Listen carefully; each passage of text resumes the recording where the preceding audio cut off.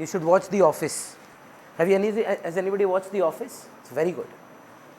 थोड़ा सा dry humour है, लोगों को पसंद नहीं आएगा.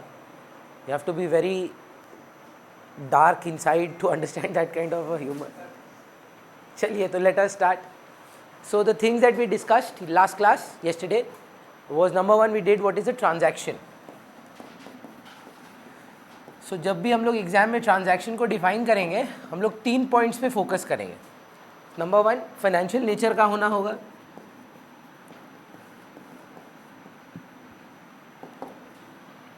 Number two, double impact in account होना होगा. और number three, supported by some document.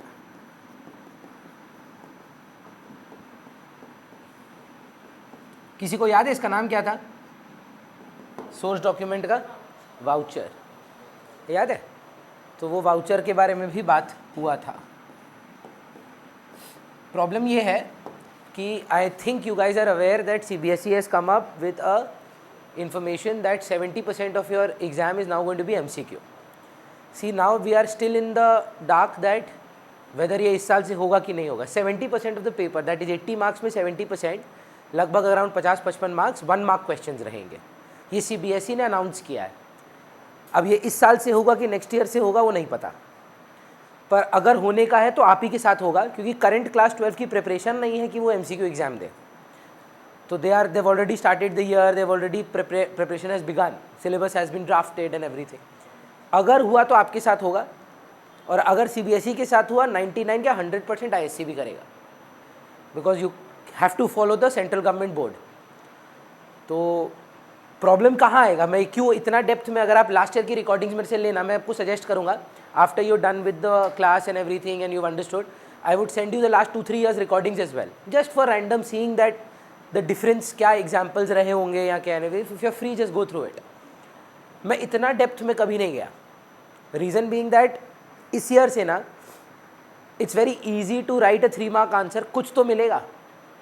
3 mark में आप कुछ भी करके आओ, 1 mark तो आ ही जाता है, पर एक MCQ में या 1 mark वाले में या तो फुल है या तो ज़ीरो है. There is only one answer. So that raises the stakes to a very very very high level. And if you can understand, if it is MCQ, number one, please don't think it is going to be easy. दुनिया में जितने भी competitive exams हो रहे हैं सब MCQ हो रहे हैं. अगर इतना आसान होता तो सबका SAT में 1700-1800 आ जाता है ना. GMAT देते हैं, एंट्रेंस ऐसा ही रहता है. NIFD देते हैं, निफ्ट करते हैं. CA फाउंडेशन करने का इच्छा है, उसमें भी 70% MCQ है. इतना आसान नहीं है. That is what I am saying. So कैसे टैकल करेंगे? एक ही ट्रिक है, हर चीज़ को डेप्थ में समझना है. मतलब kudos to CBSE to bringing this concept that now how much you practise से ज़्यादा इंपॉर्टेंट है how much you have understood.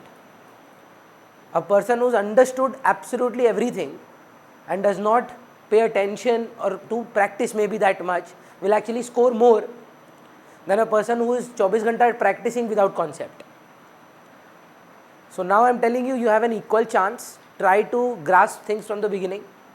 Every single thing you need to understand the meaning. ये 3 पॉइंट आप किसी भी भाषा में लिखो. एक बच्चा मेरे को व्हाट्सएप किया था, can I right financial nature की जगह monetary term? Absolutely. Double effect की जगह, डबल इम्पैक्ट की जगह डबल एंट्री लिख सकते हैं. Absolutely correct. वर्ड इधर उधर हो सकते हैं, फंडामेंटल्स नहीं. तो पहला चीज़ किए थे हम लोग, Ananya, transaction. And if there is something left out of a transaction, it's an event. Can you give me a good example, ma'am, of an event? I'll tell you. 5 lakh sale, 4 lakh expense. What's my profit? 5 lakh का बेचे, 4 lakh का खरीदे, 1 lakh का profit. Manya, did I enter into a transaction or 1 lakh is a residue? Residue of another transaction. So when you see about residual transactions, you call it as an event, है ना. बात नहीं हुआ यार.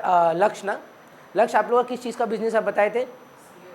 सी है तो service industry. Shreya interior था, मेरे को याद है. Aryan was import export oil. तो sir it is very much possible in the 31st of March, on that day in the godown there must have been stock left. all of it may not have been sold on 31st March. Now which will gradually be sold now. But on 31st March he counted and he counted that there was unsold inventory. Is that a transaction or is it an event? समझ पा रहे हैं ना? कुछ बच्चों को ये misconception है कि इवेंट्स अकाउंट्स में रिकॉर्ड नहीं होते हैं. नॉन मॉनेटरी कैसा भी हो, इवेंट हो ट्रांजैक्शन हो, नहीं लिखते हैं. पर मॉनेटरी या ट्रांजैक्शन हो कि इवेंट, लिखना होगा. नॉन मॉनेटरी इवेंट्स नहीं लिखते हैं. सच बात है, किसी की डेथ हो गई वो अग्री करता हूँ, पर otherwise events are also a part of financial statements. If I am not wrong, इसके बाद we moved on to a concept of a voucher. Yesterday का बस थोड़ा सा 5 मिनट रिकैप करा रहा हूँ. It's a source document.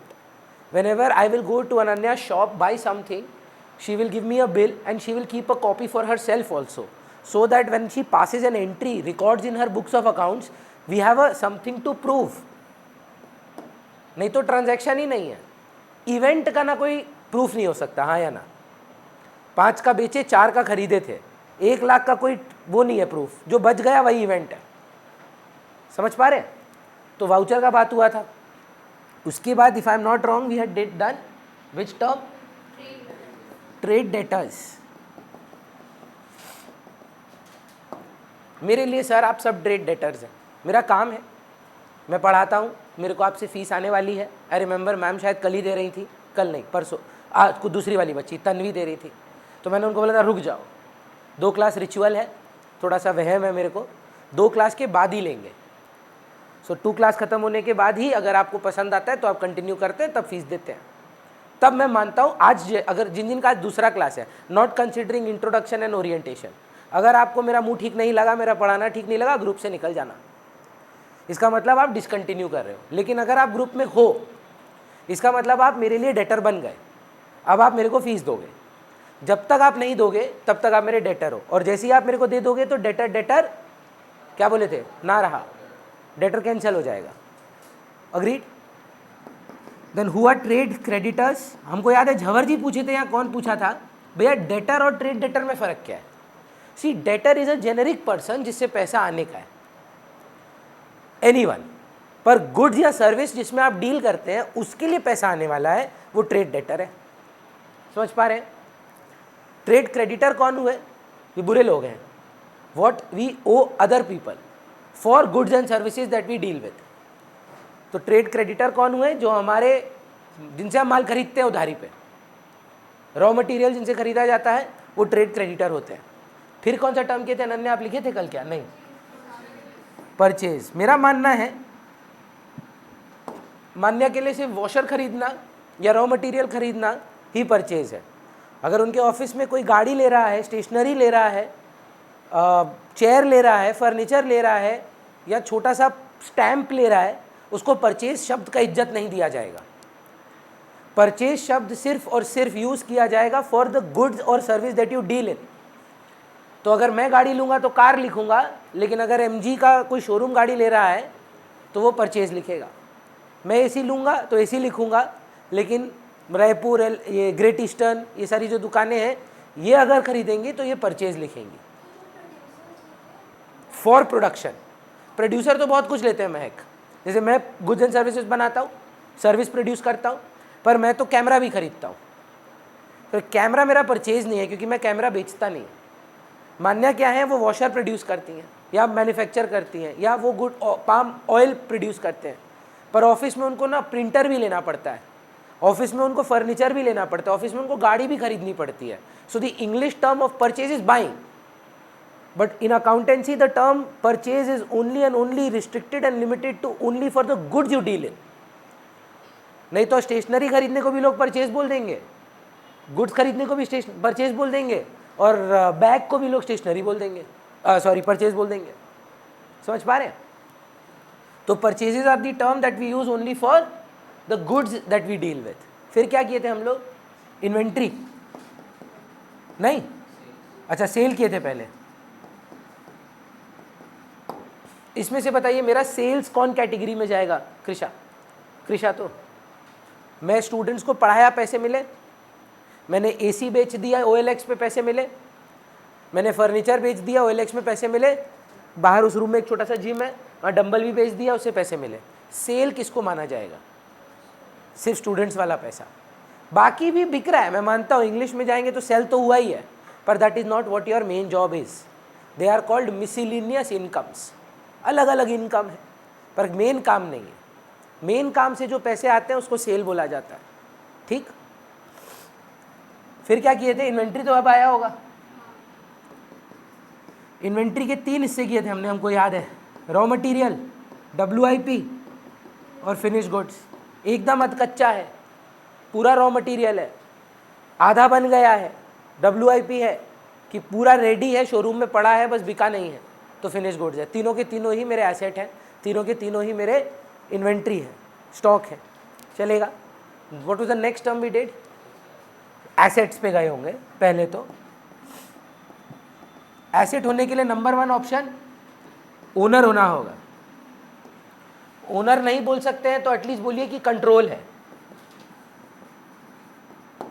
ना। फॉर एग्जाम्पल मैं आपका ओनर तो नहीं हूं पर आप मेरे एसेट हैं, तो या तो you have financial control or I am the owner. I am the owner of a camera, I can't be owner of a debtor, so I control the debtor. So either owner or control. दूसरा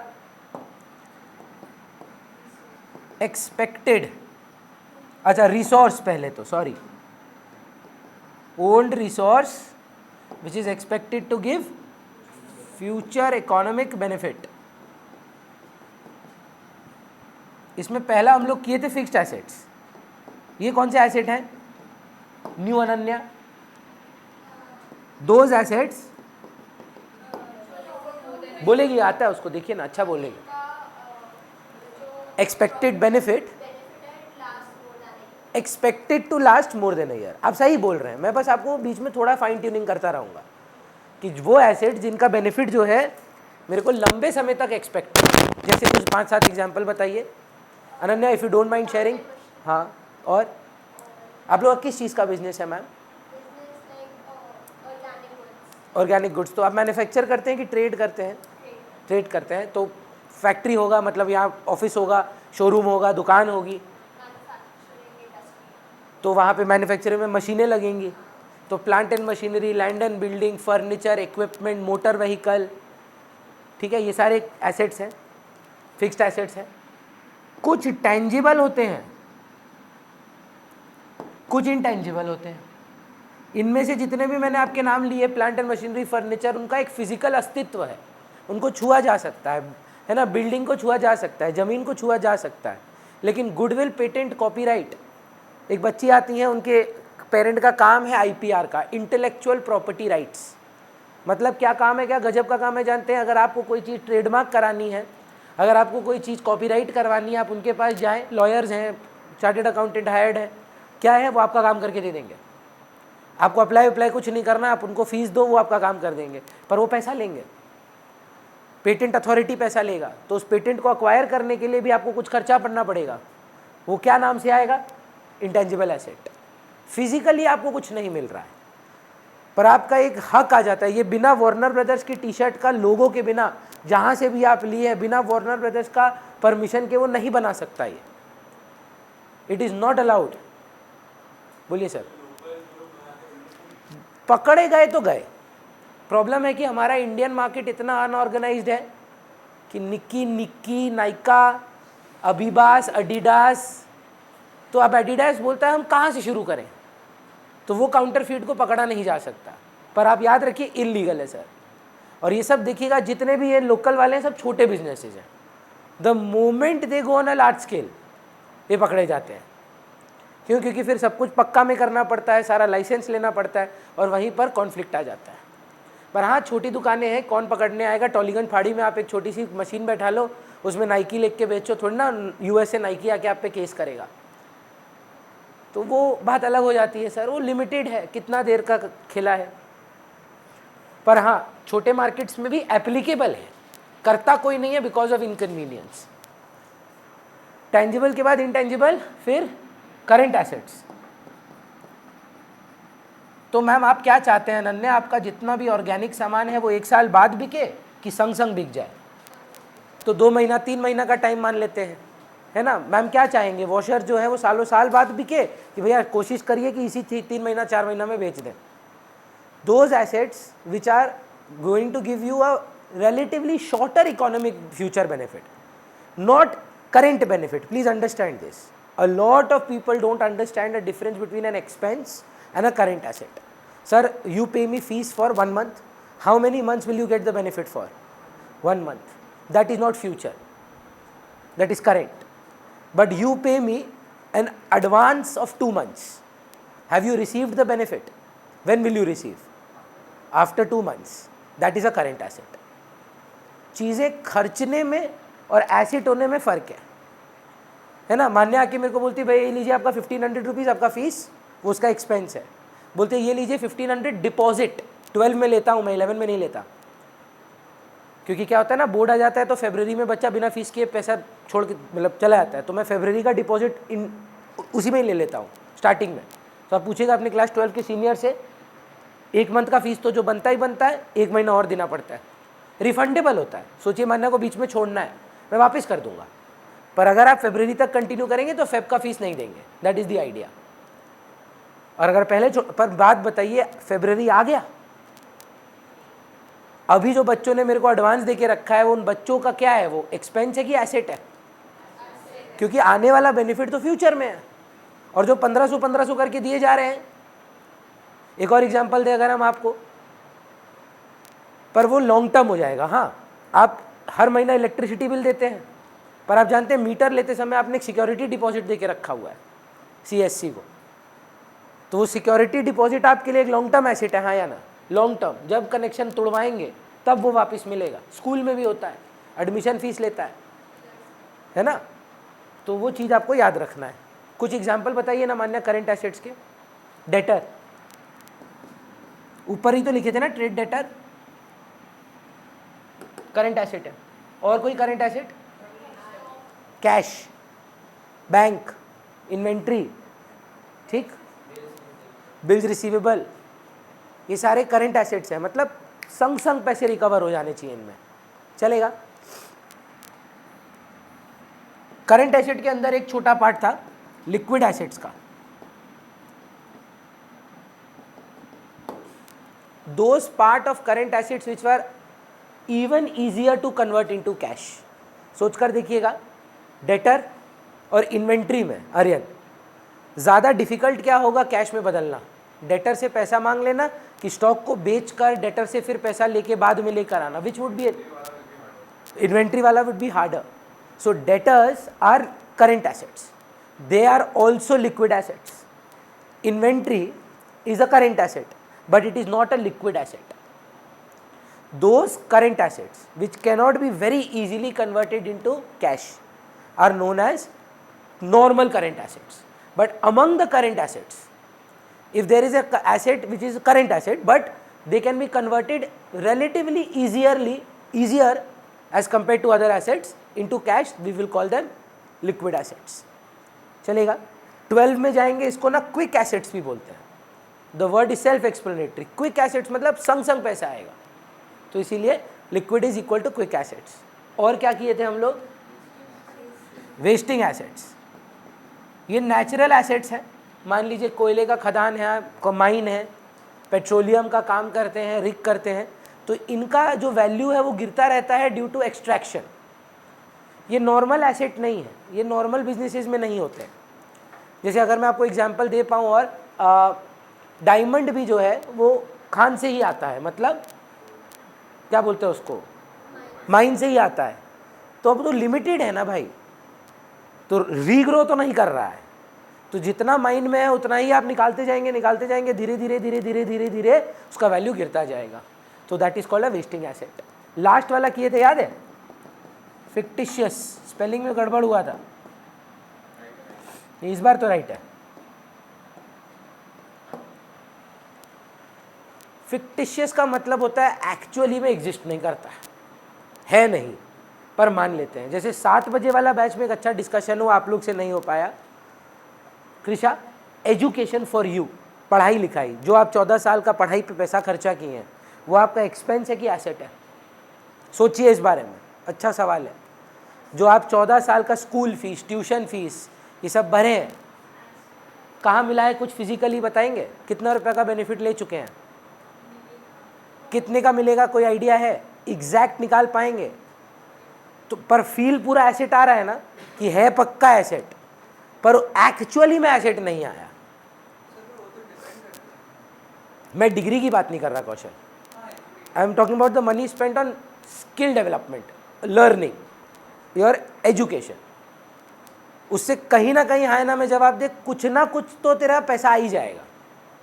मैं नहीं बोल रहा job करके, मैं नहीं बोल रहा बिजनेस करके, the things that you have learned as a part of your curriculum, not किताबी, the things that you have learned in life due to education, you will become a better person. मैंने बोला भी था ना, आप लोग के साथ बात नहीं हुआ था ये क्या, मतलब the only difference between humans and animals is education. बाकी सब कुछ सेम है, खाते भी हम लोग ही हैं, वो भी खाते हैं। मत बोलना शेर नहाता नहीं है, वो गंदा सा एक जोक है, पर पॉइंट क्या आप समझ रहे हैं? The only difference that we are on the top of the food chain is we have trained our mind, that is something they can not do. You can train the animal but you can not train their mind, वो खाली humans में ही possible है। And I am not at all talking about the MBA, the CA, the CS, degree की मैं बात ही नहीं कर रहा, मैं आपकी एजुकेशन की बात कर रहा। तो 14 साल में जो आपने ज्ञान इकट्ठा किया है, कहीं ना कहीं तो फ्यूचर में आपको बेनिफिट करेगा, तो वो तो एसेट ही हुआ, बट कोई फिजिकल एसेट आया नहीं, मेजरेबल नहीं बोल पाएंगे कि इस एजुकेशन की वजह से हमको इतना पैसा आ रहा है। Better example, huge amount of marketing cost किया आपने एक प्रोडक्ट को लॉन्च करने के लिए, हाँ ना में जवाब दीजिए, अगर आप नहीं करते तो नहीं बिकता। पर क्या आप बोल पाएंगे ये रणबीर कपूर की एड की वजह से कितना बिका? पिन पॉइंट करके बता पाएंगे कि ये उस एड की वजह से बिक रहा है या इस कैंपेन की वजह से बिक रहा है? नहीं बता पाएंगे। एसेट है पर पहचान नहीं पा रहे, so that is why fictitious है, रियल नहीं है, नकली है। एकदम सर, 3 ही एग्जाम्पल है हमारे स्कोप में, रिसर्च एंड डेवलपमेंट, R&D, वही sorry research and development R&D हुआ, heavy advertisement expenditure and pre incorporation expenses. मतलब कंपनी को फॉर्म करने के पहले आपने जो लीगल फॉर्मेलिटीज़ के खर्चे किए हैं, क्या उससे पहले कंपनी फॉर्म हो पाती? लेकिन आपने की, तो ये फ्यूचर बेनिफिट देगा कि नहीं देगा? पर उसके बदले कोई एसेट आया है तो वो भी फिक्टिशियस है। इसका ना दूसरा नाम है, शायद मैं कल बताना भूल गया, डेफर्ड रेवेन्यू एक्सपेंडिचर। ये अलग से एक चैप्टर है, इसके ऊपर बात करेंगे बाद में। तो अगर एग्जाम में कभी आए कि फिक्टिशियस एसेट क्या होते हैं, they are deferred revenue expenditures. फिर कुछ किए थे क्या? लाइबिलिटी किए थे, आई थिंक श्रेया तुम लोग का नहीं किए थे ना लाइबिलिटी। तो लाइबिलिटी का डेफिनेशन होता है व्हाट वी ओ अदर्स, जो कुछ भी आपको पैसा देना है किसी को, वो आपकी लाइबिलिटी है। अब लाइबिलिटी 2 प्रकार की है, इंटरनल और एक्सटर्नल। जैसे मेरा मानना है, थोड़ा फिलॉसफी है, आपकी लाइफ में आप जो कुछ भी बनेंगे वो 2 लोगों की वजह से बनेंगे, मात्र 2 लोग। एक तो आपके मम्मी पापा और दूसरे अदर्स। अब अदर्स में टीचर, फ्रेंड, वाइफ, हस्बैंड, बच्चा, सब अदर में है, और मम्मी पापा एक कैटेगरी में है ना। जो पैदा किया है वो नंबर 1 प्रायोरिटी है ना, नहीं तो आप एग्जिस्ट ही नहीं करते। तो कंपनी को पैदा कौन करता है? बिजनेस को स्टार्ट कौन करता है? Owner, entrepreneur. तो बोल रहा है liability will be divided into 2 parts, capital and liability. Capital will be called an internal liability towards the owner, और liability on the other hand will be called as external liability, that is to the outsiders, है ना। लक्ष्य, बाकी सब लोग। अपने घर को इमेजिन करो और घर में जितने एसेट हैं उसको देखो एक करके। Can you see your TV, can you see your microwave, can you see your car, can you see all your fridge, your laptops, your phones, your jewelry, all the assets that you can see, imagine them, have either been bought by your parents' money or they have been bought on credit by taking a loan. भैया ऐसा संभव है कि पूरा ही पापा का है? हाँ, कल 7 बजे वाले बैच में समझा रहा था, that is called boot strapping a company. पैसा उठाया ही नहीं है बाहर से, जो लगाया मालिक लगाया, एक ही बार लगाया है। I have not raised any funds after that, so that is invested capital. Future benefit sir 1 साल में तोड़ देते हैं। यूज करना भी बेनिफिट है कौशल। ये मैं बेचूंगा, इसीलिए मैं घर का एग्जांपल दे रहा हूँ। बिजनेस में तो होता ही नहीं टीवी, अगर होता भी है तो ऑफिस पर्पसेस के लिए होता है। इसलिए मैं पर्सनल एग्जांपल दिया आपका कि आपके घर में, पर्सनल हाउस में जो भी एसेट है, या तो मम्मी पापा का पैसा लगाया है या बाहर वालों को। अब बिजनेस पे आ जाओ, ऑफिस के बारे में सोचो। ऑफिस में जितने भी एसेट हैं, plant and machinery, land and building, furniture, patent, copyright, goodwill, debtor, inventory, cash, bank, stock, सब कुछ या तो आपने अपने पैसे से अक्वायर किया है या तो लोन लिया है। अब यहाँ पर जो भी देख रहे हैं आरकेसी में, वो हमने कैपिटल से लगाया है, हमने लोन लिया ही नहीं। मतलब संभव ये हो सकता था ना कि मैं क्रेडिट कार्ड पे स्वाइप कर लूँ, पर वो भी तो लोन ही है, दूसरे का पैसा से लिया हूँ, तो लायबिलिटी तो क्रिएट हो ही रहा है। बोल रहा है जितना भी एसेट है वो या तो ओनर का ओनरशिप है या तो बाहर वाले का। Either your car is been purchased by your own money or you are paying off the bank as in an EMI, but the assets has to be funded by only two people, either the owner or outsiders। प्यार आपको सिर्फ दो ही लोगों से होगा, mummy papa और others, चाहे जितने भी प्रिय हों वो अदर्स हैं, और ओनर एक ही है, कैपिटल। चलेगा। और क्या किए थे कल, यहीं पे रुक गए थे, किए थे क्या, करेंट लायबिलिटी और नॉन करेंट लायबिलिटी। मैं मान रहा हूँ कि यहाँ से शुरू हो रही है हमारी क्लास, थोड़ा हाफ एन आवर रिविजन किया हम लोग, आपके लिए नया था ये, पर समझ में आएगा। बोलना बोलना, बात करेंगे। नहीं, मैं ना घर का बात कर रहा था, आई am not talking about the business. एक बार मान ले कि घर का बैलेंस शीट बन रहा है, घर के अकाउंट्स बना रहे हैं, तो टीवी क्या है, क्यों, फ्यूचर में बेच सकता है, तो क्या हुआ, याद कर फर्स्ट क्लास का discussion. It doesn't matter what amount you sell the asset for, is there a future economic benefit. You used a word which I think you remember, you said it's a depreciable asset, still an asset। गाड़ी sir हमेशा सस्ते में ही बिकेगी, पर asset है, एक साल में तोड़ देते हैं। मैं जानता हूँ हम लोग पंजाबी लोग थोड़े से अग्रेसिव होते हैं, पर एक साल से ज़्यादा ही चलेगा। So is the benefit restricted to 1 year or more than 1 year, then it's an asset. पर अगर आप सोचिए, आप इंडिया पाकिस्तान का मैच देखने के लिए ही टीवी लेकर आए हैं और आपको मालूम है ये आज टूटेगा, तब उसको खर्चा बोल दीजिएगा। See, it's a very simple thing. If you are expecting a future economic benefit, whether more than what you bought it for और less than what you bought it for, it doesn't matter. And sometimes the future economic benefit does not have any monetary value, it is just capital appreciation. मतलब ऐसा आदमी लोग, बहुत लोग share लेते हैं, stocks लेते हैं, ज़रूरी थोड़ी ना है कि सारे शेयर के दाम बढ़ जाएंगे, कुछ तो लॉस में भी बेचोगे, पर तो भी एसेट है, नुकसान हो गया एसेट में। मैं समझ रहा हूँ आप क्या बोल रहे हो कि 5 लाख का लिए थे, 4 लाख में बेच दिए, पर 4 लाख भी तो मॉनेटरी बेनिफिट है, समझ पा रहे? तो एसेट है, नुकसान हो गया एसेट में, क्या कर सकते हैं।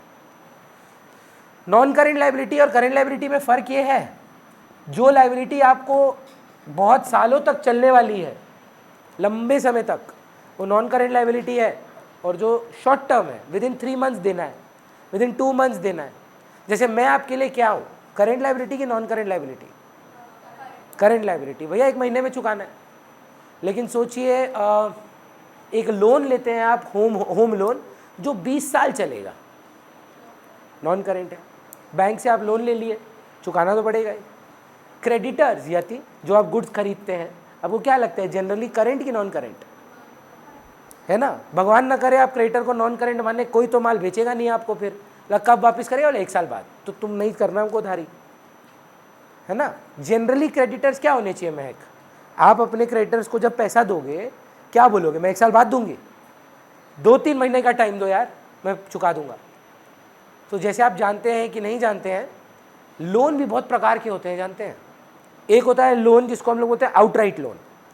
तो मान्या गई HDFC में लोन लेने, लक्ष्य गए HDFC में कैश क्रेडिट लेने, ये दोनों अलग टाइप के लोन है, पता है? इनको 10 लाख का कैश क्रेडिट मिला, इनको 10 लाख का लोन मिला। अब इन्होंने लोन लिया बिजनेस के लिए, इन्होंने भी लोन लिया बिजनेस के लिए। जैसे जैसे आते गए खर्चे, मान्या ने उस लोन से पेमेंट करती गई और लक्ष्य भी उस लोन से कैश क्रेडिट से पेमेंट करते गया। दोनों ने 3 लाख रुपए यूज़ किए, उसको 3 लाख पर ही ब्याज देना होगा और बेचारी को 10 लाख पर ब्याज देना होगा।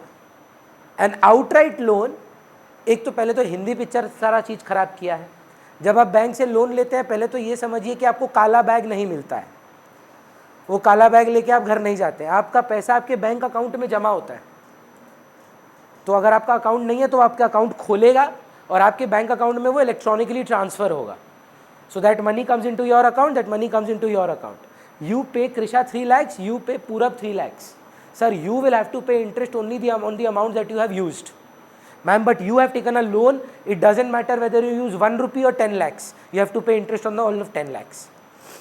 अब बच्चा बोलता है बेवकूफ़ है, फिर हम लोग को पूरा बनना चाहिए, मान्या का तो बेवकूफ़ बन गई बेचारी। इंटरेस्ट रेट में ज़मीन आसमान का फ़र्क होगा। ये अगर 8% पे मिलेगा वो 20% पे मिलेगा, तो लगभग सेम बात हो जाता है। मतलब if I can give you a day to day example of a cash credit, it's a credit card. मेरे पास एक क्रेडिट कार्ड है, उसकी 9 लाख रुपए लिमिट है, मेरे को 9 लाख पे देना होगा कि जितना मैं स्वाइप करूंगा, जितना मैं यूज़ करूंगा, सिर्फ उस पर ही देना होगा। That's a cash credit. And you know this something called a bank overdraft. It is only for current account holders, businessman, when your balance goes into negative. For example Ananya ma'am सोचिए मेरे bank में 3 लाख रुपए हैं, लगभग 3 लाख है, मैंने गलती से 320 का साइन चेक कर दिया, क्योंकि मैं हर बार नहीं देख सकता बैलेंस। मतलब मेरे जैसा एकदम स्मॉल बिजनेस, आप बिलीव नहीं करेंगे, दिन का कम से कम 15 से 20 ट्रांजैक्शन तो मेरा ही हो जाता है बैंक में, दिन का। स्विगी, ये वो हैन तैन, स्टूडेंट आता है फीस देता है, मतलब मेरे जैसे एकदम स्मॉल बिजनेस का 15 से 20 ट्रांजैक्शन है दिन का। तो आप इमेजिन करिए रिलायंस वगैरह के लिए संभव नहीं होगा हर 2 सेकंड में पैन एशिया बेसिस में या पैन इंडिया बेसिस पे देखना कि बैंक में बैलेंस है कि नहीं है। तो 6 करोड़ रुपए थे बैंक में, पर उसने 6.5 करोड़ का चेक साइन कर दिया, तो चेक बाउंस हो जाएगा। बैंक बोलता है नहीं नहीं कोई बात नहीं, 50 लाख का ओवरड्राफ्ट दे देंगे हम तुमको, उस पर ब्याज दे देना, इंटरेस्ट ब्याज, एकदम टेम्परेरी फाइनेंशियल असिस्टेंस है। And ma'am it is very high rate of interest, very high rate. हाँ लगता है सर, पर वही बात है, लोन अगेंस्ट एसेट्स का मतलब यह है कि वो गिरवी है, वो एसेट ले नहीं जाते हैं, आप पोजेस करके रखिए, आप बेच नहीं सकते। जैसे कई बार मेरे पापा ने अगर लोन लिया तो मान लीजिए घर गिरवी रख दिया, तो एक गारंटी अमाउंट हो गया, अगर मेरे पापा पे नहीं कर पाए तब वो घर ले जाएंगे, अदरवाइज वो कभी नहीं आएंगे घर। आप अपनी EMI देते रहो, कोई दिक्कत नहीं है, कोई दिक्कत नहीं है। अगर आप बात कर रहे हैं गोल्ड लोन की, वो अलग कैटेगरी है, वहाँ पर आपको अपना गोल्ड जमा करना पड़ता है, बैंक में जाके सोना देना पड़ेगा आपको, जिस दिन आप वो पैसा चुका दिए तो सोना आपको वापस मिल जाएगा, वो अलग कहानी है, चलेगा। तो करंट और नॉन करंट में क्या फर्क है श्रेया? तुम सुनी नहीं, समझ में तो सब आता, सुनी नहीं, ध्यान दो। करंट का मतलब चाहे एसेट हो या लाइबिलिटी, चाहे एसेट हो या लाइबिलिटी, करंट मतलब short term benefit, future but short term. और नॉन करंट का मतलब लॉन्ग टर्म। समझ पा रहे? एक इनअप्रोप्रिएट एग्जाम्पल बोले, कोई इंसान आपको जीवन में मिले जिनको आपको लग रहा है कि यार ये 2-3 महीने से ज़्यादा नहीं टिकेगा, वो आपकी करंट लाइबिलिटी है। लेकिन अगर आपको जैसे बोलते हैं, शब्द बोलता है ना क्या, सोलमेट, आजीवन जीवन में बिताएंगे आप, नॉन करंट लाइबिलिटी। क्लियर है? बच्चा मन में सोचता बोलता है अरे नॉन करंट भी कभी कभी टूट जाता है, उसमें क्या है? करंट लाइबिलिटी और नॉन करंट लाइबिलिटी में फ़र्क बस शॉर्ट टर्म बेनिफिट और लॉन्ग टर्म बेनिफिट का है एसेट में, और लाइबिलिटी में ड्यू फ्यूचर है कि करंट है, that is what we look at. तो current liability, non current liability के बाद क्या आता है देखिए थोड़ा,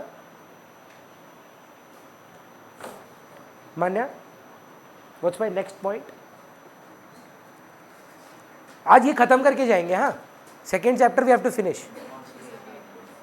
परचेज सेल हो गया, गुड्स मतलब वही इन्वेंट्री ही है, उसका 3 पार्ट है, ये यहाँ से शुरू है, profit.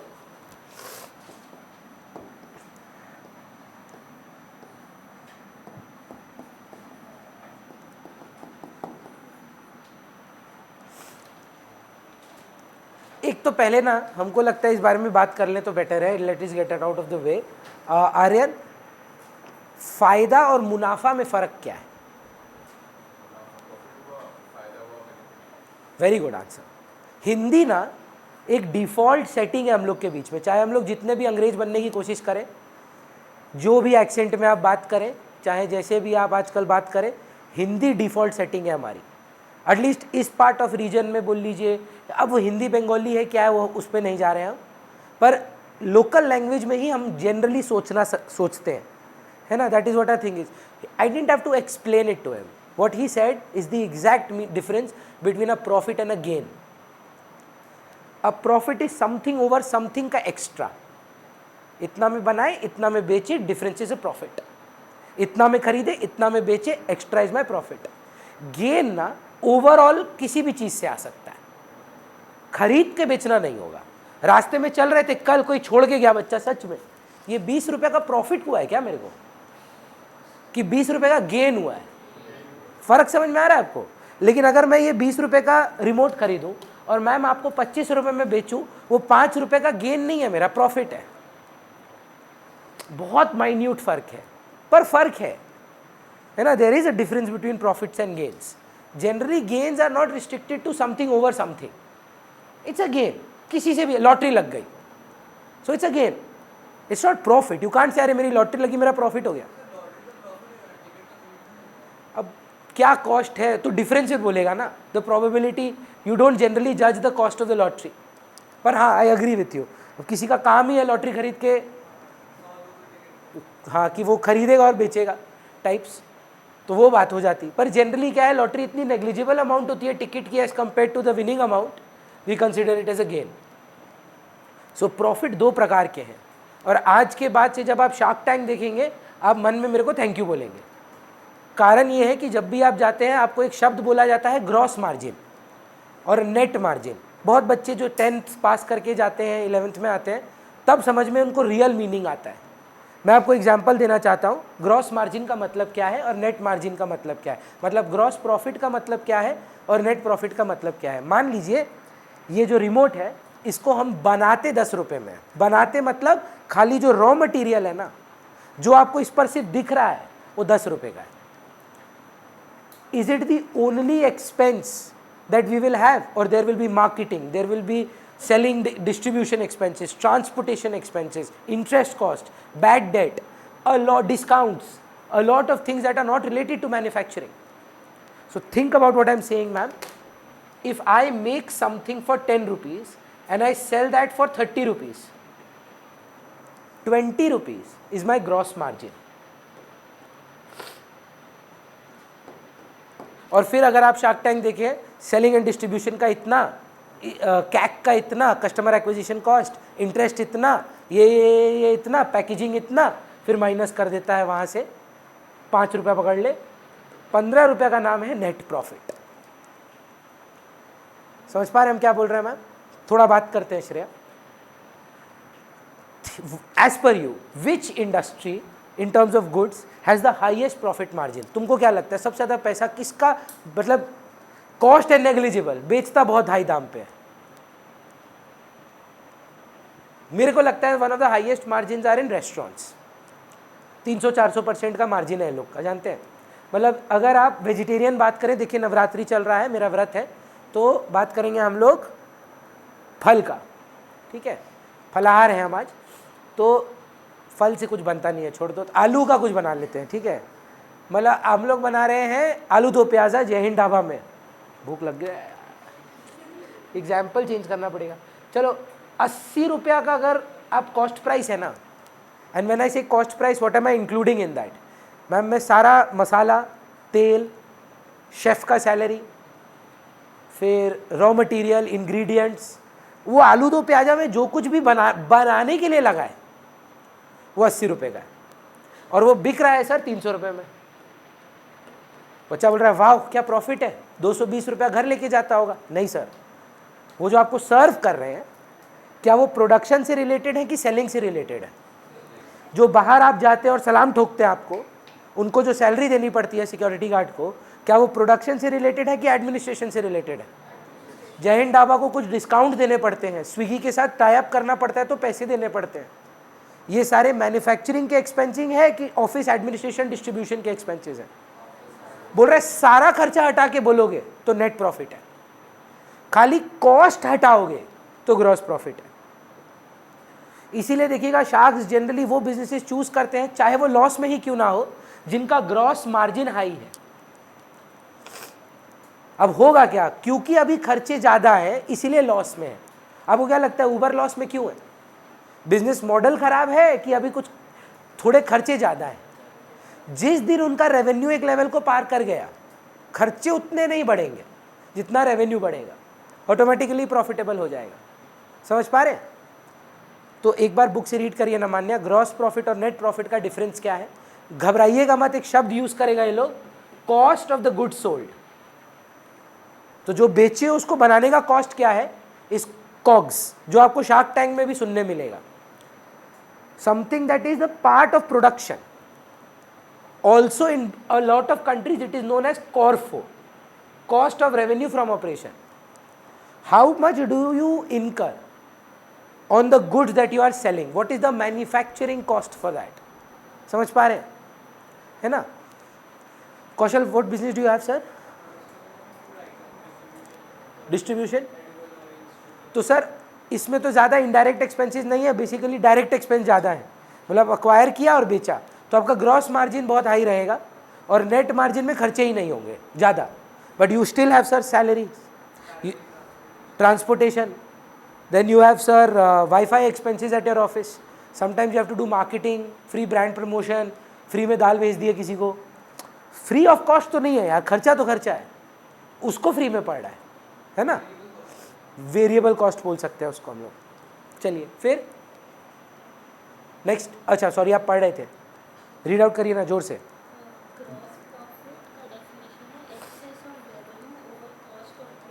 Access of revenue over cost of the goods sold, मतलब बनाने का प्रॉफिट कितना है, बनाने का, और बेचने का अलग होता है।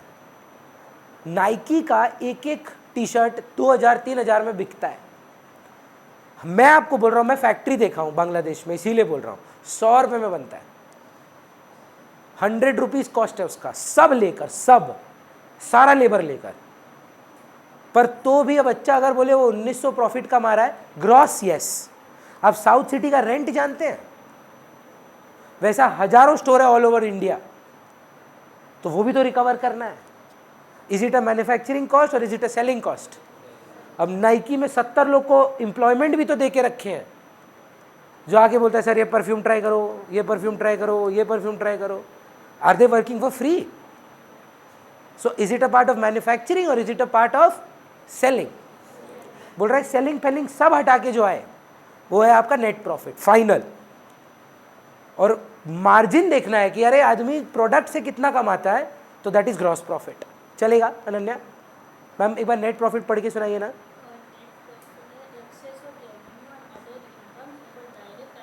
डायरेक्ट हो इनडायरेक्ट हो फर्क नहीं पड़ता, सारा खर्चा डिडक्ट कर दो, नेट प्रॉफिट आ जाएगा। चलेगा?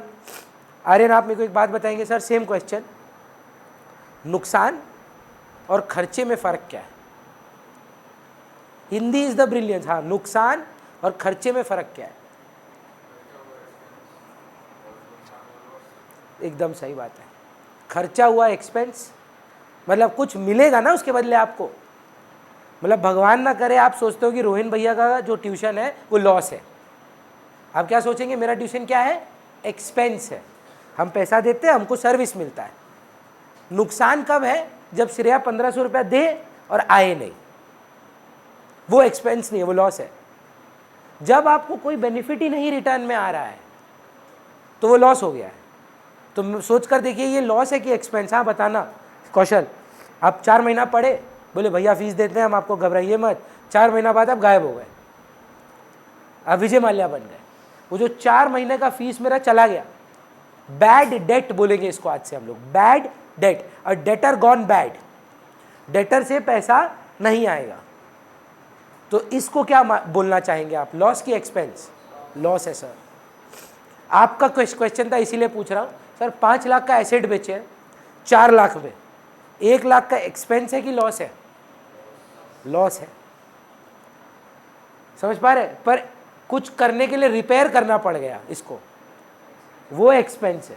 मैंने समझ में आ रहा है फर्क? पक्का? फिर से बात करते हैं। Anything which is going to give you some benefit is an expenditure. तो जैसे आप मेरे ट्यूशन आते हैं, आपको सीखने मिलता है, दैट इज एक्सपेंडिचर.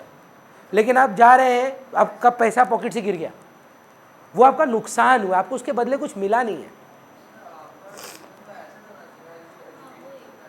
आप बहुत प्यारे हैं सर, आप ये मानते हैं, पर मेरा benefit is restricted to a month. You pay the fees, you get serve. जब आप डॉक्टर पे जाते हैं, सोच कर देखिएगा, वो आपका इलाज कर देता है, आप जीवित रहते हैं, जिंदा रहते हैं, क्या आप उसका फीस को एसेट बोलेंगे कि एक्सपेंस बोलेंगे? एक्सपेंस, वन टाइम एक्सपेंस है सर.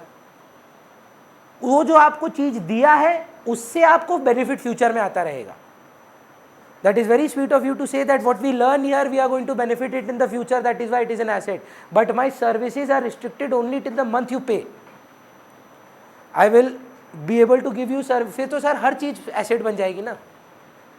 मैंने लास्ट मूवी देखी थी 350 रुपये की, उससे मैं बहुत कुछ सीख गया. थोड़ी ना उसको एसेट बोलूँगा. मैं जब हॉल की टिकट लिया, मेरे को 3 घंटे का टाइम मिला. माई benefit is for 3 hours during that movie. या कोई जगह होती है ना, जैसे मैं अपनी छोटी बेटी को लेके जाता हूँ, वो वंडर बीन्स और ये टोनी लैंड और ये सब बच्चों को खेलने की जगह है, तो उनका 1 घंटा का 600 रुपया है. मेरी बच्ची को कितनी खुशी होती है, घर जाके भी हंसती है. फ्यूचर में भी बोलेगी मेरे पापा लेके जाते थे. पर वो मेरे लिए तो खर्चा ही है, एसेट नहीं बोल सकते. लेकिन मैंने अपनी बेटी को एक गाड़ी लेके दी है, चलाता मैं हूँ ज़्यादा, उससे कम वो चलाती है, कम वो रिमोट वाली, बट वो एसेट है क्योंकि कुछ साल तक चलेगी. एक्सपेक्टेड है, जिस प्रकार से वो चलाती है हमको नहीं लगता साल भर चलेगी, बट हमने जब खरीदा था तो सोचा था ये सालों तक चलेगी. अब सोचिए मैं चला रहा हूँ और मैं गाड़ी दीवार में ठोक देता हूँ, गाड़ी टूट के चूर चूर हो जाती है. सर वो लॉस हो गया, नुकसान हो गया.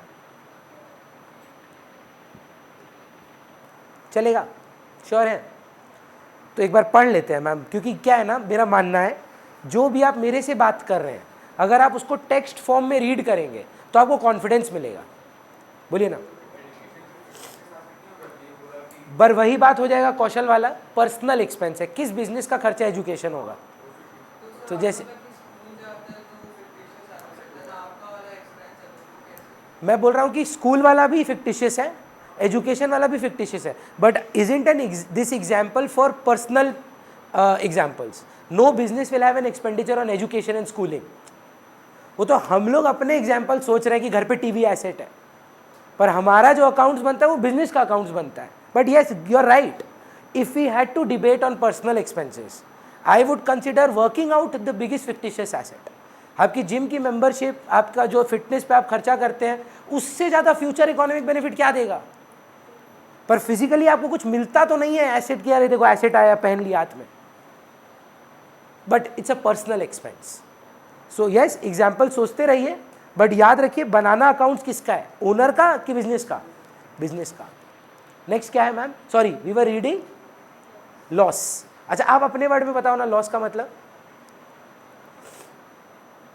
कुछ भी बोल दो, मान्य, कुछ भी जो मन में आ रहा है बोल दो.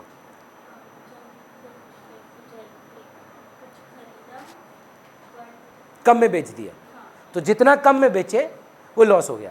मतलब एक ऐसी चीज, एक डेफिशिएंसी, एक नुकसान जिसके बदले हमको कुछ नहीं मिल रहा है. मेरा एसी अम्फन में टूट गया था, मेरा एक्सपेंस हुआ कि लॉस हो गया? मेरा 1 लाख का एसी डेप्रिशिएबल एसेट मैंने 80,000 में बेच दिया, 20,000 का एक्सपेंस की loss. Did I get anything in return? Depreciation is an expense, but that 20,000 loss, 1 lakh का worth sold for 80, that 20 is an expenditure और लॉस? लॉस. करेक्ट. पढ़िए, तो जोर से पढ़ो मान्य. जो वो बोल रही है, लॉस खर्चा के ऊपर जो भी, मतलब रेवेन्यू के ऊपर जो भी आपको खर्चा हुआ वो लॉस माना जाएगा. सिमिलरली आए मैंने जवाब दीजिएगा, 2 प्रकार का लॉस हो सकता है. जैसे 2 प्रकार का प्रॉफिट हो सकता है, तो 2 प्रकार का लॉस भी हो सकता है, ग्रॉस लॉस और नेट लॉस. कोई ऐसा बिजनेस बताइए जो ग्रॉस लॉस में है पर नेट प्रॉफिट हो जाए. बनाता बेचारा हर चीज नुकसान में है पर प्रॉफिटेबल है. Every single PlayStation that Sony sells, every single PlayStation that Sony sells at a loss. Every single PlayStation. You can go and read it, it's an Harvard study. every single PlayStation sold by Sony is at a humongous loss because they make money from the games. I'm talking about the PS version, PlayStation. Printer में cartridge का main game है, correct, ink, correct sir. Main पैसा Sony कैसे कमाता है जानते हैं? आपको सीडीज बेचकर 3-3, 4-4, 5-5 हज़ार की गेम कर देता है. तो प्ले स्टेशन तो एक ही बार लेना है, तो 50,000 का दे दो इनको, चाहे 80 में बनता हो. अपने वहाँ पर इतनी गेम्स बेचेंगे, इतनी गेम्स बेचेंगे कि वो हर एक प्रोडक्ट को रिकवर कर लेंगे. तो मैन्युफैक्चरिंग में अगर सोचे तो लॉस में है, ग्रॉस लॉस है, पर प्रॉफिट नेट में ज़्यादा हो जाता है. उल्टा भी हो सकता है, मार्जिन आपके इतने हाई हैं पर आपके इनडायरेक्ट एक्सपेंसेस इतने ज़्यादा हैं, मार्केटिंग के खर्चे इतने ज़्यादा हैं. आजकल एक बहुत नया नौटंकी चल रहा है मार्केट में, बर्न कितना हो रहा है, कैश बर्न कितना हो रहा है. मतलब I come from a very old school thought of business, and I believe that there is no such thing as a burn. Why would you want to purposefully go into a loss? नहीं है, मत करो खर्चा, wait for your market, then do the expenditure. पर अभी ठीक है, नई जनरेशन है, उनको ज़्यादा समझ है, तो नहीं, 5 बच्चा हो, न्यूज़पेपर में ऐड दे दो, 6 लाख का मार्केटिंग बजट कर दो, पर आप 5,000 रुपया रहा है भाई, कोई बात नहीं, लॉस में जाओ, रिकवर हो जाएगा बाद में. काफ़ी अग्रेसिव है, कभी काम कर सकता है, कभी काम नहीं कर सकता. This is the beauty of success, है ना. Putting up a shop in a guava market and selling bananas is either genius or absolute stupidity. Guava की दुकान में आप बनाना बेच रहे हो, या तो दुनिया के सबसे बड़े मूर्ख बनोगे, या तो दुनिया के सबसे बड़े विजनरी. डिपेंड किस पे करता है, कितना बनाना बेच पाए, है ना. घूम फिर कर बात किस पे आ जाता है, सक्सेस स्टोरी पे. कर दिए तो लोग ताली मारेंगे, नहीं कर पाए तो फिर गाली देंगे, सिंपल सा बात है. नहीं तो any expenditure over than revenue is a loss. चलेगा. तो एज ही सेड, 1 लाख का एसी 80,000 में बेचा गया, 20,000 का नुकसान हो गया. मैम फिर क्या है, एक्सपेंस है. एक्सपेंस को ये लोग 2 पार्ट में तोड़ा है, सुनिएगा, अच्छे से सुनिएगा.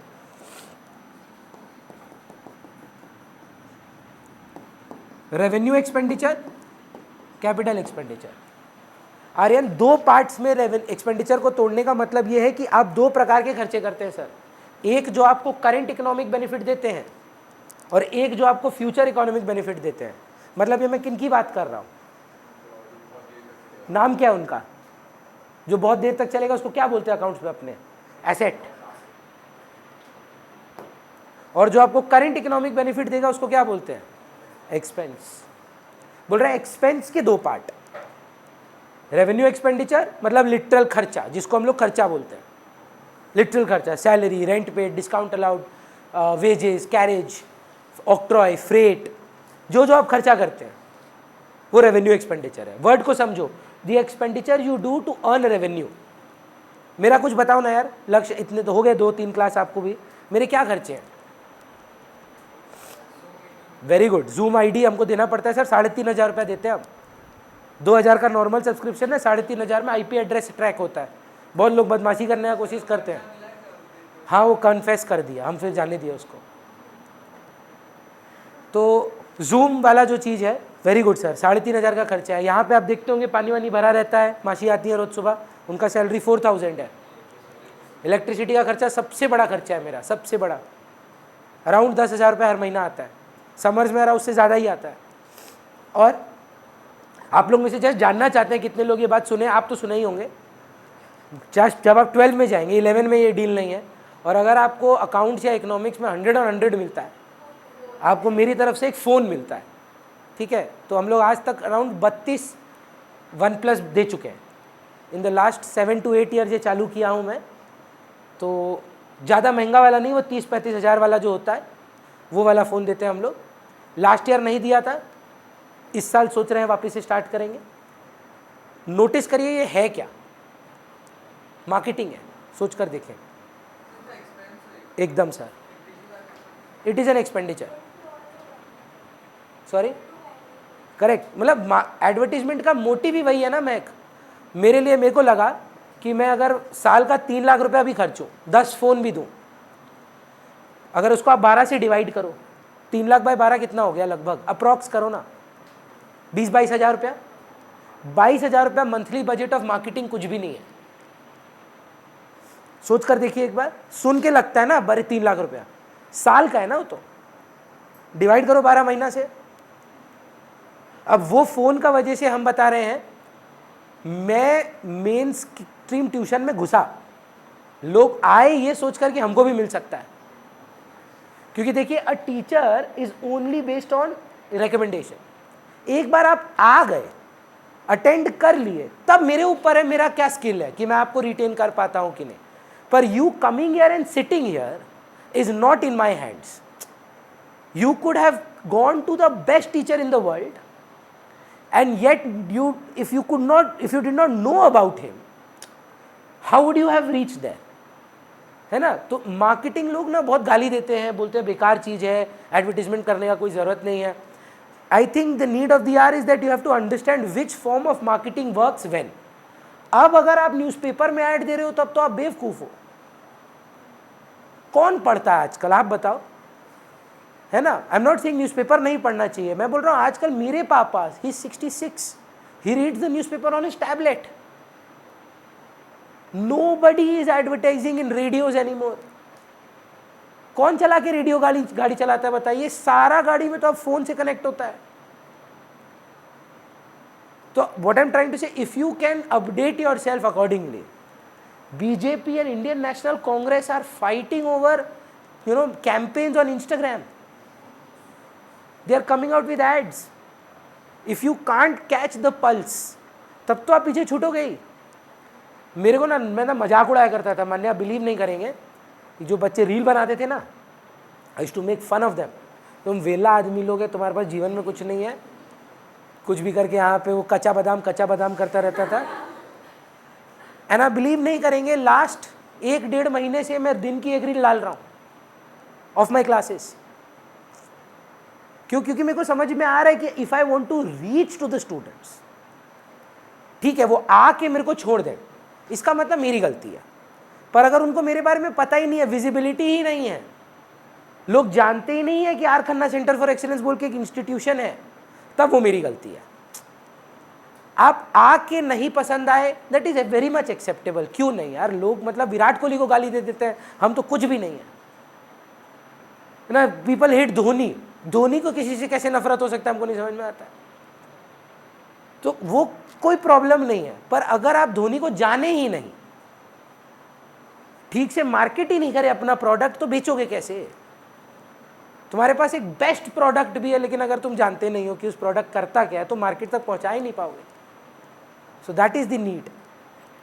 तो रेवेन्यू एक्सपेंडिचर क्या है? Actual expenditure. और कैपिटल एक्सपेंडिचर क्या है? एसेट है।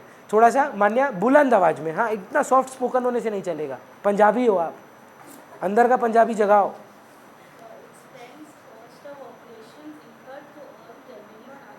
अच्छा नहीं दिया है क्या इधर कैपिटल एक्सपेंडिचर रेवेन्यू एक्सपेंडिचर? बाद में आएगा आई थिंक, चलिए छोड़ देते हैं। यहाँ सिर्फ एक्सपेंस को एक्सप्लेन किया है, अपना नॉर्मल एक्सपेंडिचर को, जो नॉर्मल एक्सपेंडिचर को हम लोग बात कर रहे थे ना, खर्चा, उसको ही एक्सप्लेन किया है। फिर क्या पॉइंट है? रेवेन्यू। जनरली रेवेन्यू का मतलब होता है एनुअल सेल्स, जितना माल आप बेचे हैं दैट इज रेवेन्यू। तो whatever earnings that you have made in the year, sales का दूसरा नाम है basically, that is revenue. Turnover भी annual turnover, very good, annual sales को टर्नओवर भी बोलते हैं। थोड़ा पढ़ के सुना दीजिए मैम एक लाइन।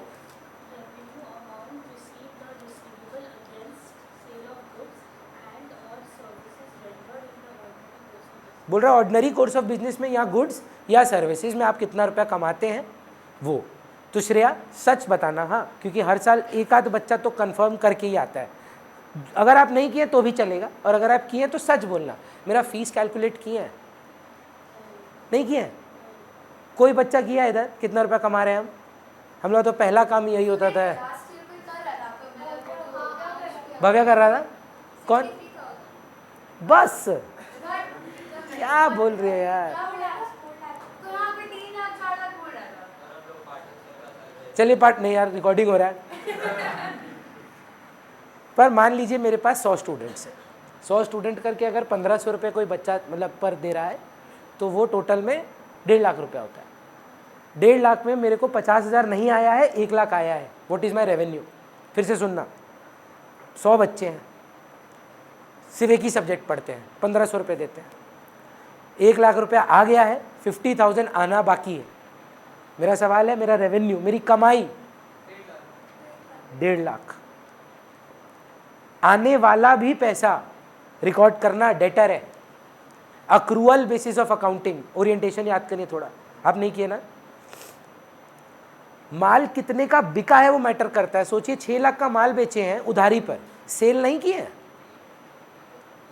पैसा नहीं मिला है। सोचिए 15 लाख का एक पार्टी आया, बोला 2 महीना बाद दे देंगे, सेल हुआ कि नहीं हुआ? पैसा कमाए कि नहीं कमाए? आया नहीं कैश, कोई बात नहीं, फ्यूचर में आएगा, फ्यूचर इकोनॉमिक बेनिफिट देगा ना वो डेटर आपको। सो रिसीव्ड और रिसीवेबल, इसीलिए वो वर्ड है। हर एक शब्द का ना मीनिंग है कि क्यों ये लोग लिख रहा है, क्योंकि लर्न नहीं करना है, समझना है। तो जो कमाए हैं has nothing to do with मिला कितना है। कमाने का मतलब आप सर्विस कितना रेंडर किए हो। सोचिए ना, 50 तो बर्गर बेचे, उस बर्गर का आपको पैसा नहीं आया, नहीं खाया क्या लोग? गुड्स तो सेल कर दिए ना, सेल तो कर ही दिए, रेवेन्यू तो कमा लिए, कैश नहीं आया, आ जाएगा, चलेगा। नेक्स्ट क्या है? इनकम। इनकम को जनरली प्रॉफिट के साथ रिलेट किया जाता है। बैड डेट हो गया, बहुत अच्छा सवाल है। रेवेन्यू लिख दिए, मार के भाग गया कौशल, अब लॉस लिख दो। पर बेचते समय पहला तो सवाल आता है कि भैया आप कौशल को क्यों पढ़ाए? मेरे को एक आयोटा ऑफ डाउट नहीं था कि कौशल पैसा मेरे को नहीं देगा, क्योंकि अगर मेरे को हल्का सा भी डाउट होता तो मैं क्यों उधारी में बेचता, है ना। अगर आपको लग रहा है कि ये आदमी पैसा मार के भागेगा तो आप मत पढ़ाओ ना उसको। यू कैन सिंपली से नो, नहीं मैं उधारी नहीं करता। लेकिन अगर आपकी जान पहचान है, आपको मालूम है कहाँ जाएगा पैसा, पड़ोसी है, बैल्कनी से हेलो कर सकते हैं उनको हम अपने, अरे मान्या फीस, तो कहाँ जाएगा नहीं मालूम है, उधारी चलेगा। पर कोई दिल्ली में बैठा ऑनलाइन क्लास कर रहा है, नहीं दिया इस महीना पैसा, थोड़ी ना टिकट पकड़ के जाएंगे कि तुम्हारा 1500 बाकी है, मेरा 6000 का टिकट लगा वन साइड, तुम दो मेरा 1500 रुपया। It doesn't work like that. Don't sell to people who you think are going to not pay you money. And is it possible that people who you think will pay money will not pay? Sir ये हर घर का कहानी है, bad debt होता है। Everybody goes with a bad judgement. A lot of times we have to sell to people we trust and then they break the trust. तो होता है, अनअवॉइडेबल है, आप पढ़ेंगे बाद में। इसीलिए हम लोग एक चीज़ करते हैं जिसका नाम है provision for bad and doubtful debts. Future में आएगा ये सब बात। नेक्स्ट क्या है? ड्राइंग्स। तो अब बात करते हैं sir business expenditures. Ananya, business और सर्विस पेरेंट्स का किस चीज़ का ma'am? Medicine. Can you tell me the name of the company if it is possible? New blueprint. तो न्यू ब्लूप्रिंट के एक्सपेंसेस क्या क्या है मैम? मेडिसिन। उसको क्या बोलते हैं हम लोग अकाउंट्स में? वेरी गुड, जो बच गया। और जब खरीदे के क्या बोलेंगे? एक्सीलेंट। पर मैम आप मेरे को ना वो नहीं समझ में आता है, ये दुकान में जब जाते हैं मेडिसिन वाले में पेन वेन भी रखता है लोग, ये सब वो भी तो खरीदते होंगे आप, वो भी परचेज है क्या? वो एक्सपेंस है। देखिए परचेज भी एक्सपेंस है, पर परचेज का इज्जत अलग है। उनके लिए मेडिसिन जो है वो परचेज है। Very good. अच्छा, और मैम टेबल फैन ये सब एक्सपेंस है कि एसेट है? एसेट है। जिस दिन आप अपने बिजनेस में ये सोचने लग गए, हो गया अकाउंट्स 90% हो गया, अब बाकी का 10% सिलेबस कंप्लीशन है। The biggest strength I think as for me as a teacher is I try to make accounts relatable. आप, और वो नहीं हो पाएगा जब तक आप अपने बिजनेस के बारे में कुछ चीज़ें अपने घर पे पूछेंगे नहीं। ऐसे जाके चार्ज मत करना, आज से बिजनेस हम नहीं, हटो, आज से बिजनेस तुम्हारा भाई चलाएगा, वो नहीं करना है, बैठना है। और मैं बोल रहा हूँ आपको, as a just 15 month old father ही ओनली, योर फादर और mother will be the proudest if you try to show interest in their business. कि मेरे को सीखना है, मेरे को बिजनेस नहीं सीखना है, मेरे को इसकी अकाउंटिंग सीखनी है कि आपका जितना भी बड़ा बिजनेस हो, चाहे जितना भी छोटा बिजनेस हो, मेरे को ये सीखना है कि आप अकाउंटिंग कैसे करते हो। यहाँ से आपकी जर्नी शुरू है। देखो, जो भी आप क्लास 9वीं 10वीं में पाप पुण्य करके आए हो ना, वो सब भूल जाओ। स्पेशली आप साइंस के हो अगर, तो 9वीं 10वीं में जो भी आपने घटिया पढ़ाई की है, बहुत सॉलिड पढ़ाई की है, टॉपर थे आप। I have seen toppers turning into मतलब very bad students in 11 and 12, and I have seen very mediocre, below mediocre class 9 10 results turning into school toppers. It is all about interest. जिस चीज़ को आप समय दोगे वो आपकी होगी। इफ इट एंड समय देने का एक ही तरीका है, इंटरेस्टेड रहने का। एक दिन जिम जाके बॉडी नहीं बनेगा, जानते रहना होगा, जाते रहना होगा, जाते रहना होगा, समय देना होगा। एक दिन में अकाउंटेंसी नहीं होगा, समझना होगा, करते रहना होगा, जिद करनी होगी। बोलिए ना। Very good question ma'am. Income शब्द जो है वो प्रॉफिट के साथ एसोसिएट करते हैं हम लोग। So incomes are basically net incomes, मतलब something minus something. That is why when we say profit statement we also say income statement. But revenue is general income, nothing deducted. Revenue minus expense is income और profit, they are the same term. So ma'am we were discussing something, which point were we on? Sorry, drawings. So ma'am new blueprint ने 15 लाख रुपए की दवाइयाँ बेची और ख़रीदी थी उन्होंने 12 लाख रुपए में। ये 3 लाख रुपए क्या है? प्रॉफिट है। अब 3 लाख रुपए से मैम आपकी स्कूल फीस जा रही है, मेरी फीस जा रही है, आप JW मैरियट में खाने खा रहे हैं, है ना, बाहर घूमने जा रहे हैं, फॉरेन टूर्स ले रहे हैं। ये भी क्या बिजनेस का खर्चा है? ये पर्सनल है ना, इनको ड्राइंग्स बोला जाता है। मैंने आप आए नहीं थे, हम लोग फर्स्ट क्लास में बात कर रहे थे। मेरी मम्मी के हिसाब से कि हमारे बिजनेस में कोई प्रॉफिट नहीं है।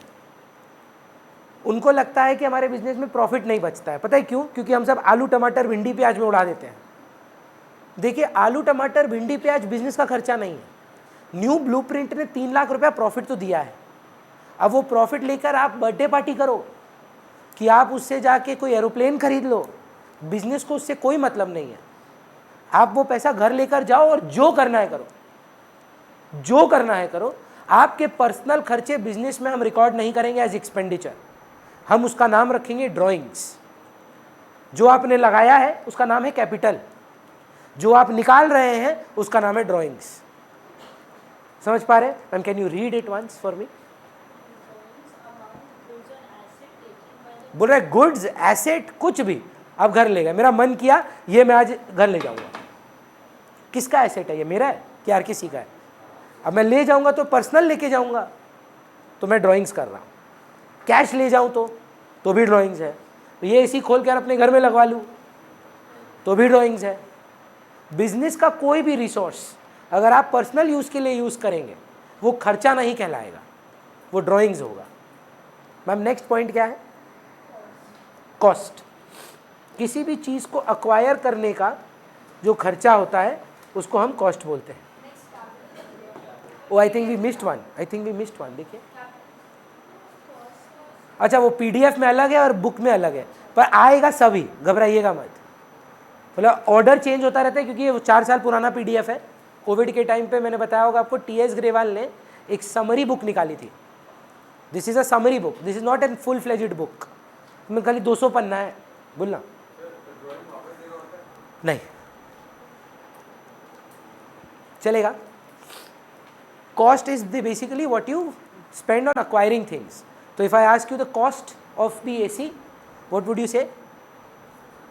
जो भी AC का वैल्यू है, पर सुनिए इसमें कैच है।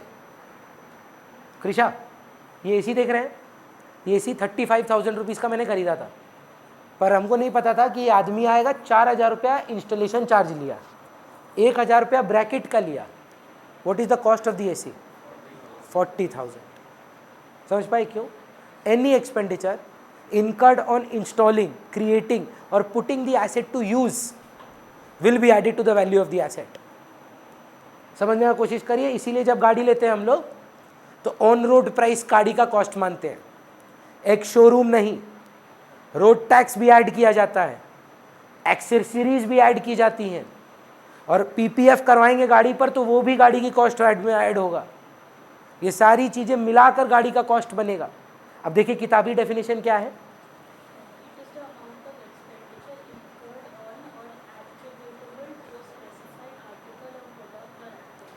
इनकर्ड ऑन और एट्रीब्यूटेबल, मतलब आप उसको एसोसिएट कर सकते हैं उस एसेट के एक्सपेंडिचर के साथ, that is called the cost. Next ma'am, gain. Gain बता दो यार आर्यन, आप तो अच्छा एक्सप्लेन किए थे।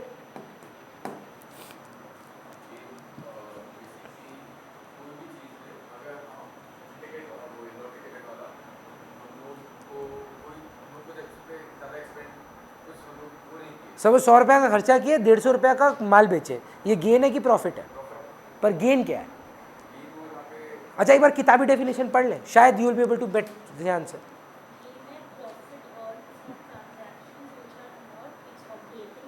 जो मेरा मेन काम नहीं है ना, जिससे मैं रिलेटेड नहीं हूं, ऐसे रैंडमली कमा रहा हूं, वो मेरा गेन है।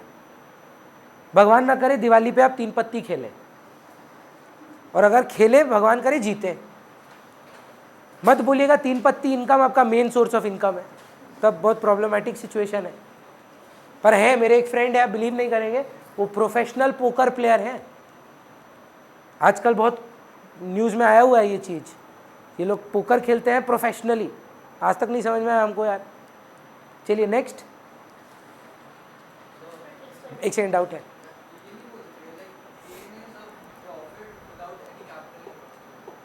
कैपिटल शब्द नहीं यूज करें तो बेटर है यार, कभी कभी कैपिटल इन्वेस्ट करके भी आ सकता है। Think about, you buy a land and then you are not expecting it to put it on rent and then you get rent. So मतलब it's not a prerequisite that capital invest होना है कि नहीं होना है, it's a gain not from operations. एकदम sir, कोई भी पैसिव इनकम जो शब्द यूज किए वो गेन मान लेंगे। चलिए फिर, सॉरी, एक्सपेंडिचर। एक्सपेंडिचर में 2 हिस्से दिखेंगे आपको, रेवेन्यू एक्सपेंडिचर और capital expenditure. Shreya, revenue expenditure क्या है? भैया एक्चुअल एक्सपेंडिचर, खर्चे। और कैपिटल एक्सपेंडिचर क्या है? एसेट्स। पढ़ के दिखाइए मैम, थोड़ा कृषा पढ़ दो यार, बेचारी तब से पढ़ी जा रही है। पहले रेवेन्यू पढ़ लो, रेवेन्यू एक्सपेंडिचर जो खर्चा है, cost that is charge and an expenditure is revenue expenditure. और वो क्या है? Capital expenditure, amount spent on acquiring fixed assets, that is capital expenditure. फिर next heading, वो खत्म। फिर डिस्काउंट पे बात करना बहुत जरूरी है ना? अपने पास 10 मिनट। आज आपके लिए बहुत बड़ा रेवलेशन होगा, ठीक है? हम गए न्यू ब्लूप्रिंट, न्यू ब्लूप्रिंट में गए, अनन्या बैठी थी दुकान पे, हम बोले यार एक तो डिस्प्रिन दो, 10 रुपये का डिस्प्रिन। वहाँ से अनन्या बोली अरे मेरे सर हैं, 2 रुपये ऑफ कर दो। ये जो आप डिस्काउंट जानते हैं, इसको हम लोग बोलते हैं ट्रेड डिस्काउंट। ये जितना चीज़ आप आज तक जीवन में डिस्काउंट देखे हैं, Shreya, you have bought a lot of things in life and if there has been a discount, the price of the product reduces. So if you add anything to Swiggy right now, in front of me, if you do that and you apply a coupon, the price of the product reduces. What I'm going to tell you, try to grasp it in the first time and then I'll keep talking. We do not record trade discounts in business. भैया how, what are you saying? हम लोग तो करते ही हैं, बात समझने की कोशिश करिए। अगर 1 लाख रुपया का आप गुड्स खरीद रहे हैं from new blueprint and they are giving you 10% off, आप बोलेंगे ही कि आपका 90,000 का गुड्स है। तो in a way you are just calculating discount but not recording it. मेरा बात ध्यान से फिर बोल रहा हूँ, अगर मैं आपको बोल रहा हूँ कि मेरी फीस 5,000 रुपये महीना है एक सब्जेक्ट की, पर कृषा क्योंकि आप इतने अच्छे बच्चे हो, आपके लिए 1500।